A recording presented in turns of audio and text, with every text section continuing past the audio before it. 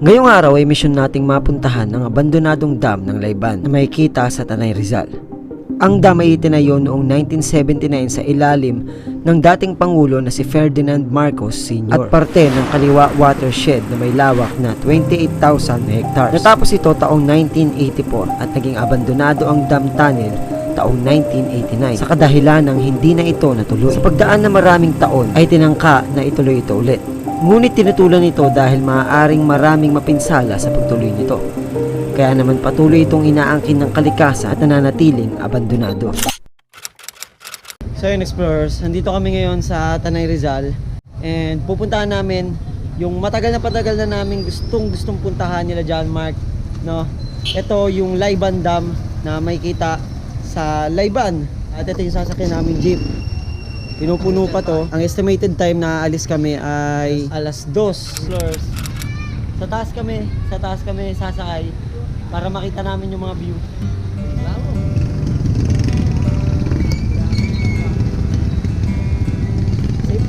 Safe naman.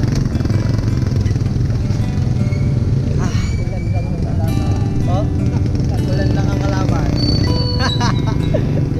Ulan lang ang kalaban. Sa biyaheng ito ay tatahakin ng aming sinasakyang jeep ang kalsada ng Sampaloc sa Tanay Rizal. At dahil nasa taas kami ng jeep ay matatanaw namin rito ang naggagandahang mga tanawin ng Tanay.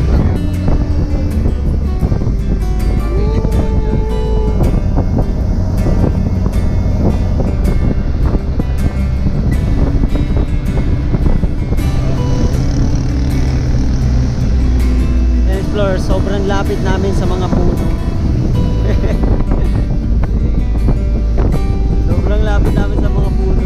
Wala naman kami masyadong ine-expect na maling mangyayari sa pagsakay namin sa bubong ng jeep. Pero biglang nagsimulang magsimangot ang panahon.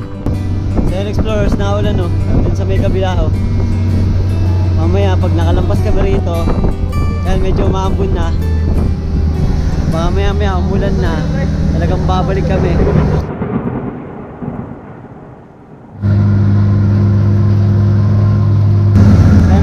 Medyo inalat-alat, lumakas yung ulan, kaya dito kami sa loob.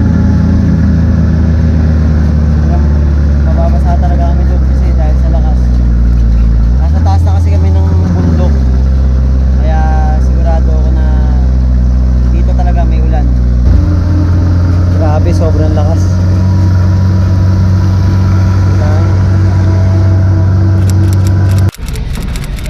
Balik na kami dito sa taas, explorers. Tayo, okay lang kayo? Tayo, naligo kayo? Ito na yung daan papunta ng Daraitan. At dito may bababaan ka na rito na dadaanan namin papunta doon sa Layban mismo. Yun, gayahin na lang natin to, last trip na. Malapit na tayo.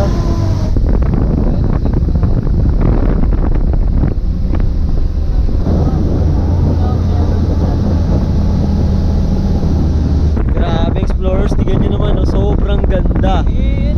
Yung view namin dito, explorers, grabe, napakaganda.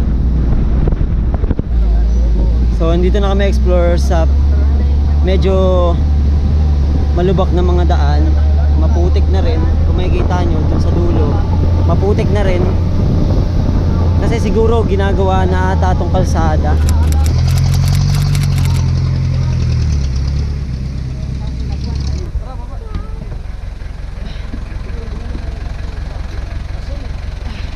Explorers, nakarating na kami rito sa Daraitan at meron pa kami mga dadaanan na trail dito, pero buti na lang sasamahan tayo ni tatay, o kung may makakasabay tayo maglakad ngayon, maglalakad tayo kasama ni tatay. Sa pagdating namin sa Manggahan Road ay kailangan naming i-hike ang 5.3 km na kalsadang ito patungo sa dam.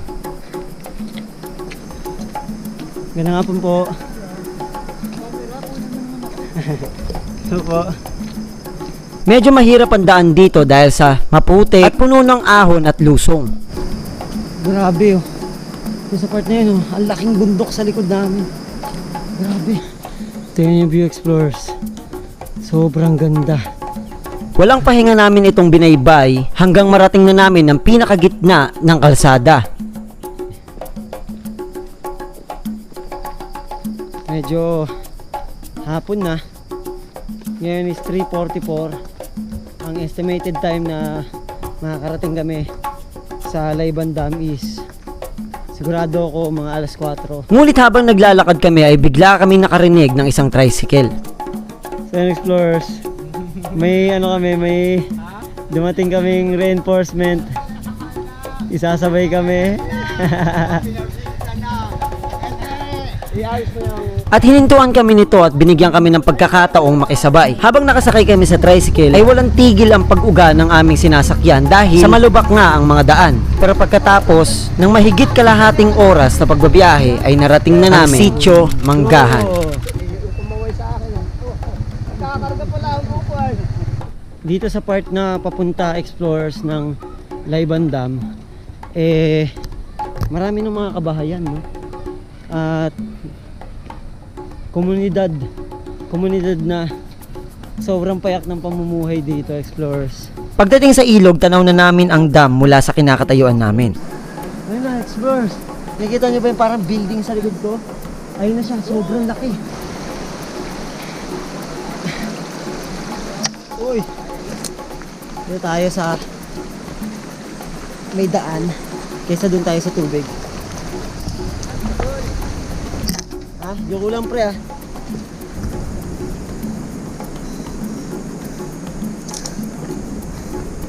Tatawirin namin ang ilog na ito para marating ang dam. Pero bago tumawid, ay kailangan muna naming tanggalin ang mga suot naming sapatos. Sa unang tawid sa ilog ay hindi pa ganun kalakasan ang agos, kaya madali naming itong natawid. Boy.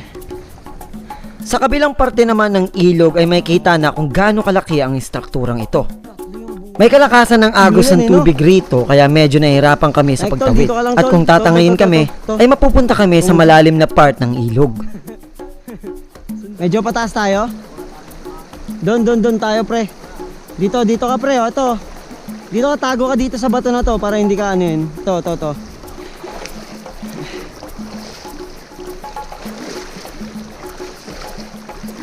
Woo! Ano?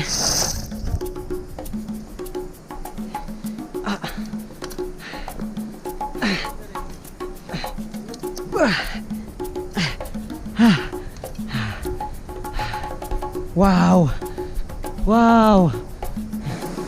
Kailangan namin gawin yun para makita namin to Pero worth it nung nanuman namin, puntahan namin. Sobrang worth it. 7:05 na. And medyo natagalan kami na iikutin tong buong lugar na to. Kasi kumain muna kami, naligo kami rito. Kanina hindi ko to inikot habang nandito kami. Ito munang tunnel yung puntahan natin. Medyo malamig dito, Explorers, kasi dito yung pasok ng hangin. Dahil nga tunnel to. May pusa dun sa dulo. Pero yung dulo nito, Explorers, ay puno na ng tubig sa dulo. May date dito. Ito, date pouring 2784. So February 7, 1984. So itong sulat na to is 1984 pa itong sulat na to. Ito, may mga stalagmite na o stalactite.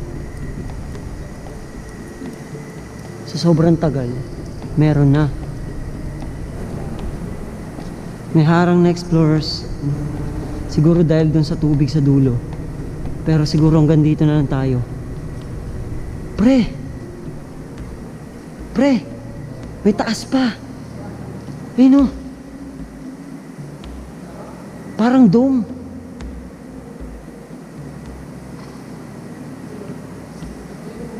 Parang dome sa taas, tol. Ang daming paniki. Nakikita niyo yung tubig na yun? May tubig na yan. Ayun.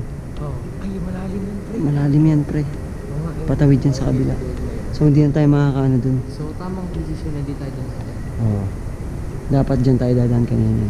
So yung nakakahanga dito, Explorers, yung yung mga date na nakasulat, sobrang tagal na ng mga sulat na yun. At ganun din katagal naging abandonado tong lugar na to. Kaya bukas, pagkagising natin, tatry nating puntahan yung kabilang section, tapos akyatin yung hagdan na nandun.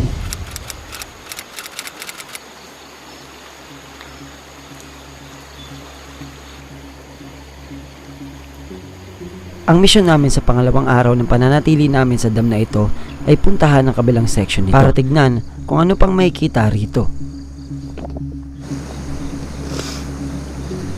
Gabi, di ba?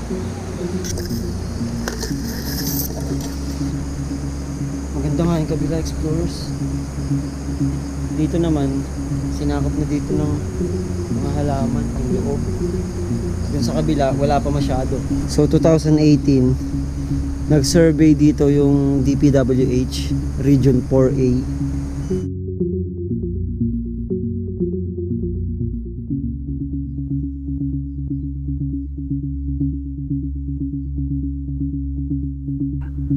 Sunod ay silipin ng tunnel kung ano pa ang mga makikita natin.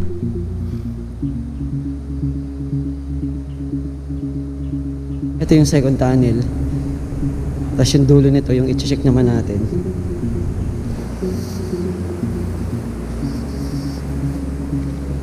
Puyo!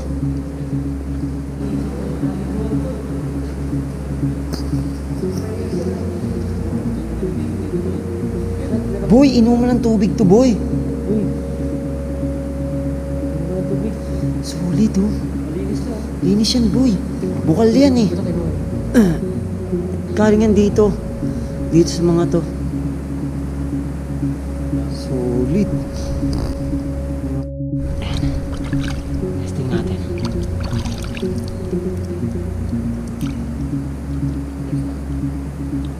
Sarap, ah. Sarap. Parang yung iniinom natin doon. Solid. Mas malamig siya.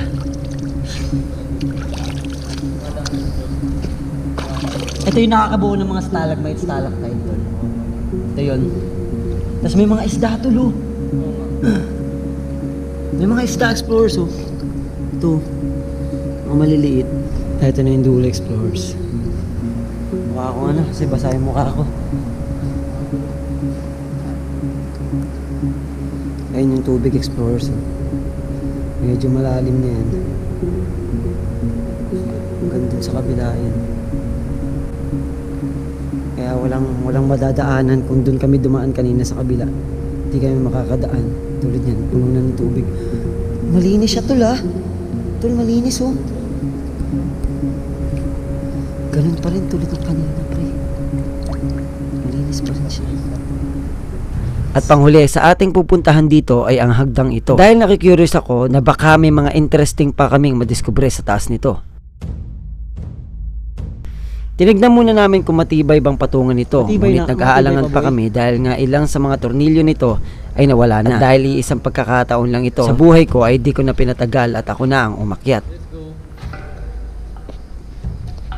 Nung una hindi pa ako masyadong kinakabahan, pero nung nasa gitna na at nararamdaman ko na nangangalay na ako, ay nagbibigay ito ng takot sa akin. Hanggang makarating ako sa natitirang 5 hanggang 4 na paakyat. Medyo naguluhan pa ako kung paano ako aakyat at nanginginig na rin ng mga paa ko. Yun lang.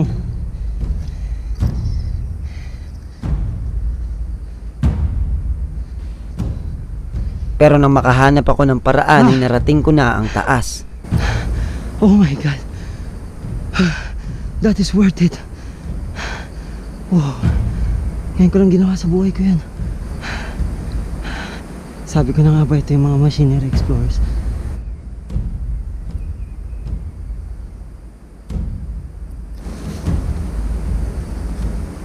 Ito yung mga machine.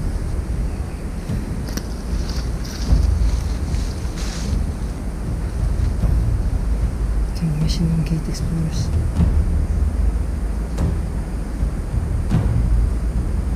Ito yung gate. Dito dati lumalabas yung gate. Papasok dun sa ilalim. Ito yun. machine yun. May ibang kwarto dito. Hindi ito lang. Na 1970. Pa nandito to.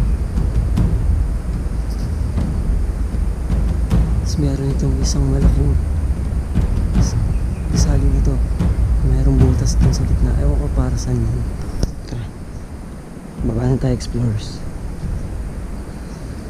Kasi wala naman na tayo ibang may kita rito.